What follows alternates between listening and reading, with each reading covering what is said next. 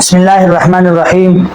سوال یہ ہے کہ ہرن، بھینس، مارخور یا جو گلگت کی طرف ایک جانور پایا جاتا ہے جسے یاک کہتے ہیں، ان کی قربانی جائز ہے یا نہیں؟ تو خوب سمجھ لیں، ہمیں 4 جانوروں کی قربانی کا حکم دیا گیا ہے۔ بیل، جس میں گائے بھی آتی ہے یعنی نر مادہ، دمبا، بھیڑ، یہ بھی اسی میں آتے ہیں، بکرا، بکری اور اونٹ۔ تو بھیڑ میں بھیڑ، دمبا، یہ سب چیزیں اس میں آتی ہیں، چکی والا ہو چاہے چکی والا نہ ہو۔ بھینس کا حدیث میں تذکرہ نہیں ملتا، اس لیے آج کل بعض علماء نے یہ کہنا شروع کیا کہ بھینس کی قربانی جائز نہیں ہے، لیکن ماضی میں ہمیں اس کے جائز ہونے پر اجماع ملتا ہے۔ جی، اب وہ اجماع یعنی کیوں امت کا اجماع ہوا تھا کہ بھینس کی قربانی جائز ہے؟ اس کی وجہ یہ ہے کہ یہ جو 4 جانور جن کی قربانی کا شریعت نے ہمیں حکم دیا ہے، ان میں قدر مشترک کیا چیز ہے، کامن چیز کیا ہے؟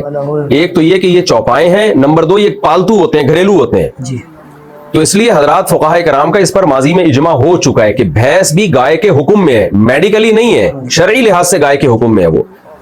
تو بھینس کو گائے پر قیاس نہیں کیا گیا ہے، بلکہ بھینس کو قربانی کے معاملے میں لاحق کیا گیا ہے گائے کے ساتھ، یعنی گائے کی جنس میں شامل کیا گیا ہے، کیونکہ وہ بھی چوپایا ہے۔ بیسک منافع اس کے بھی وہی ہیں جو گائے کے ہوتے ہیں، بنیادی منافع، اور ہے بھی پالتو، یعنی جنگلی نہیں ہوتی ہے، گھریلو ہوتی ہے۔ اسی وجہ سے جنگلی بھینسے کی قربانی جائز نہیں ہے۔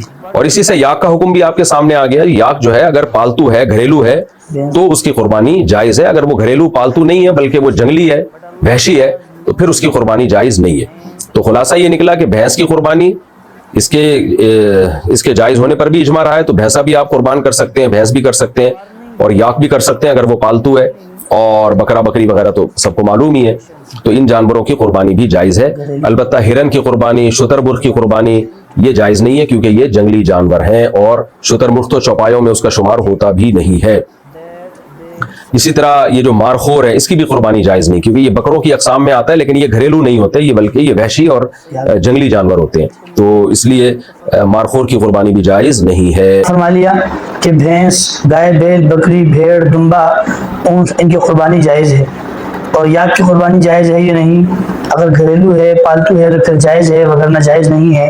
ایسے ہی ہرن وغیرہ ہیں، ایسے ہی شتر مرغ کے بارے میں مفتی صاحب نے وضاحت فرما دی کہ اس کی قربانی جائز ہے یا نہیں۔ اللہ تعالیٰ سے دعا ہے اللہ تعالیٰ ہمیں دین کی صحیح سمجھ عطا فرمائے۔